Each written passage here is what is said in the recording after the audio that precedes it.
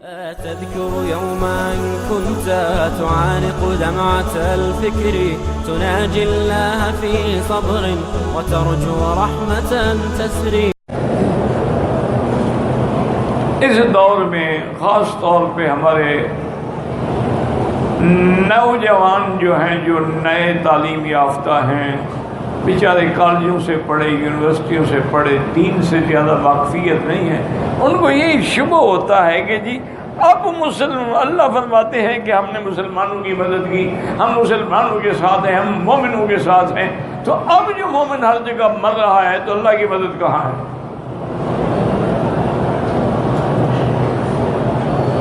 آج کل یہ بہت بڑا اشکال ہے جو لوگوں کے دماغوں میں ڈالا جاتا ہے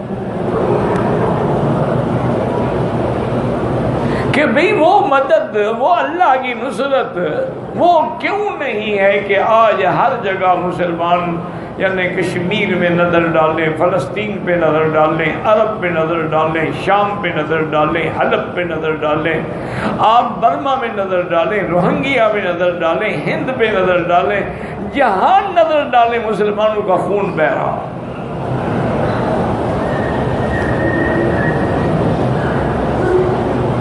تو ایک بات تو یہ سمجھیں کہ قرآن میں جہاں جہاں نصرت کا وعدہ ہے وہ اسی جماعت کے ساتھ تھا جو اس وقت میدان بدر میں تھی، یہ نہیں کہ وہ وعدہ سب کے لیے ہے۔ وَلَقَدْ نَصَرَكُمُ اللَّهُ بِبَدْرٍ، بدر میں وعدہ تھا۔ اور دوسری بات یہ ہے کہ اللہ کا وعدہ جو ہے وہ مومنوں کی نصرت کا ہے۔ پورے قرآن میں اللہ نے کسی جگہ یہ نہیں فرمایا کہ ہم مسلمانوں کی مدد کریں گے۔ انتم الاعلون ان کنتم مؤمنین، تم سربلندوں کی شرط یہ ہے کہ مومن ہو، ایمان والے۔ اسلام تو ایک ظاہری نام ہے، استسلام اصل تو ایمان ہے نا دل کے اندر۔ اسی طرح وَكَانَ حَقًّا عَلَيْنَا نَصْرَ الْمُؤْمِنِينَ، ہم پر مومنوں کی مدد کرنا واجب ہے۔ اسی طرح فرمایا اِنَّا لَنَنصُرُ رُسُلَنَا وَالَّذِينَ آمَنُوا مَعَهُ فِي الْحَيَاةِ الدُّنْيَا، ہم اپنے رسولوں کی مدد کرتے ہیں اور ان کی جو ان پر صحیح ایمان لائے۔ تو اب ہم چونکہ مومن نہیں رہے تو امداد کہاں سے آئے گی؟ اگر آج بھی ہم مومن بن جائیں تو جیسے اقبال نے کہا تھا نا کہ فضائے بدر پیدا کر،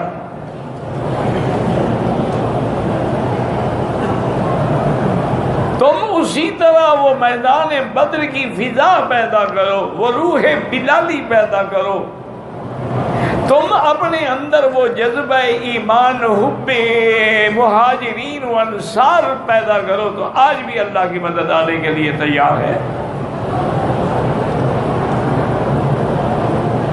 اور دیکھ لیں کہ بدر میں تو میرا مدنی پاک بھی موجود ہے نا، لیکن حضور کی وفات کے بعد حضرت صدیق کا دور آیا، حضرت عمر، حضرت عثمان، یعنی اسلام پھیلتا گیا،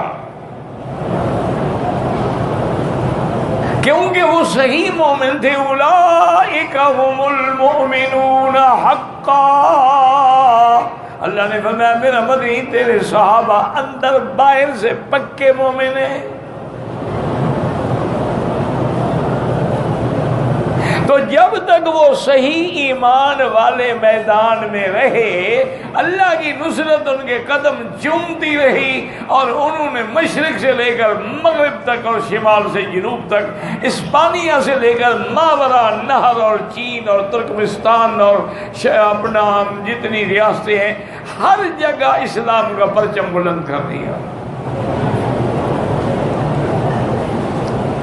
80 لاکھ مربع میل پہ اسلام کا پرچم لہرا دیا۔ لیکن وہ مومن تھے۔ جب وہ ایمان والی جماعت گھٹتی گئی تو ہمارے ملک بھی گھٹتے گئے اور ہم پر مار بھی پڑتی گئی۔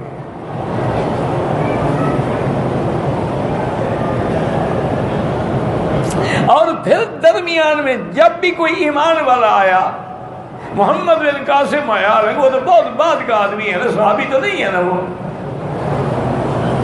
بہت بعد کا آدمی، لیکن صحیح مومن تھا، ایمان والا تھا، سچا تھا۔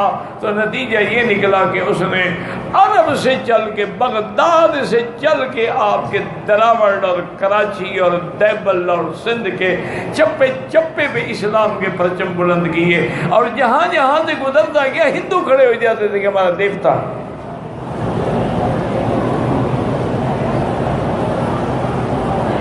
جب محمود غزنوی بت شکن بنا، بت فروش نہیں بنا، تو اللہ کی مدد آ گئی ساتھ۔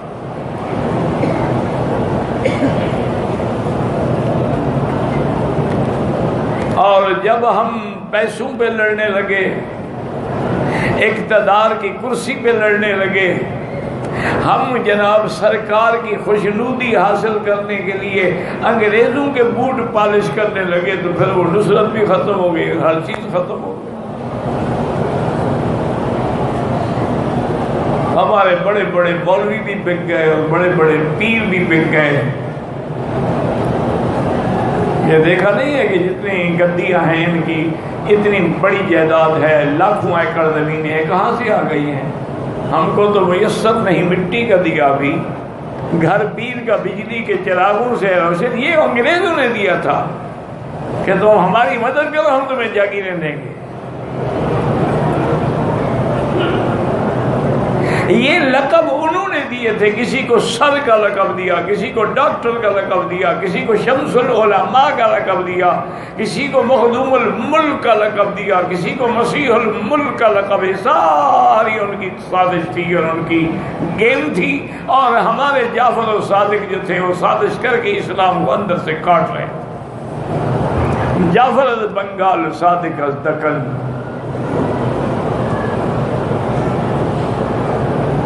تو یہاں بھی اللہ نے فرمایا کہ ان اللہ مع المؤمنین، ہم مومنوں کے ساتھ ہیں۔ میرے مومن تو بنو نا، اگر تم مومن نہ بنو تو پھر اللہ کی نصرت کیسے آئے گی؟ اور پھر اللہ نے آگے یہ بھی بتا دیا کہ مومن بننے کے لیے کیا کرنا پڑے گا، کہ بھی مومن جو بنے کیسے؟ فرمایا یا ایھا الذین آمنوا اطیعوا اللہ ورسولہ، اللہ کے رسول کی فرمانبرداری کرو، اطاعت کرو، جو حکم دے گردن جھکا دو اور جس سے منع کرے رک جاؤ۔ وَلَا تَوَلَّوْا عَنْهُ وَأَنْتُمْ تَسْمَعُونَ، اور جب تم سن رہے ہو، جان رہے ہو، تو پھر اس کی اطاعت سے روگردانی نہ کرو، اعراض نہ کرو۔ وَلَا تَكُونُوا كَالَّذِينَ قَالُوا سَمِعْنَا وَهُمْ لَا يَسْمَعُونَ، تم منافق نہ بنو، منافقوں کی طرح نہ بنو جو کہتے تھے ہم نے سن لیا لیکن لا یسمعون، گویا نہیں سنا۔ کیا مانا؟ جب مانا نہیں، عمل نہیں کیا تو گویا کہ نہیں سنا۔ اللہ فرماتے ہیں ان شر الدواب عند اللہ الصم البکم، سب سے برا جانور اس سرزمین پہ وہ ہے جو حق سننے سے بہرا ہے اور حق کہنے سے گنگا ہے اور پھر عقل سے بھی فارغ ہے۔ الذین لا یعقلون۔ اچھا، ہم نے ان کو ہدایت کیوں نہیں دی؟ وَلَوْ عَلِمَ اللَّهُ فِيهِمْ خَيْرًا لَأَسْمَعَهُمْ، اگر اللہ کے علم میں عرضی ہے، اللہ جانتے کہ ان کو ہدایت دینے میں فائدہ ہے تو ان کو بھی بات سنوا لیتے اور وہ سننے کا معنی سنتے اور عمل کرتے۔ فَلَوْ أَسْمَعَهُمْ، لیکن اللہ جانتے تھے کہ ہم ان کو سنوا بھی دیں پھر بھی یہ اعراض کریں گے، یہ منہ پھیر کے چلے جائیں گے۔ تو اس لیے ہمیشہ یاد رکھیں اللہ کی معیت، اللہ کی نصرت آج بھی موجود ہے، لیکن شرط یہ ہے کہ ہم مومن بن جائیں۔ لیکن اگر ہم کعبے کا طواف بھی کرتے رہیں یا رب البیت العتیق اور ربنا آتنا، اور ادھر یا غوث اعظم یا پیران پیر یا داتا بھی کہتے رہیں، تو اس سے بڑا منافق دنیا میں کوئی پیدا نہیں ہوا۔ ہمیشہ ایک بات یاد رکھنا، منافق بھی تو یہی کہتے تھے نا، جب مومنوں کے پاس آتے تو پکے مومن کافروں کو کہتے نہ بھاگو ہم تمہارے ساتھ ہیں۔ اس لیے اللہ کو وہ ایمان پسند ہے جو خالص ہو، اندر باہر سے پکا مومن ہو۔ اللہم اجعلنا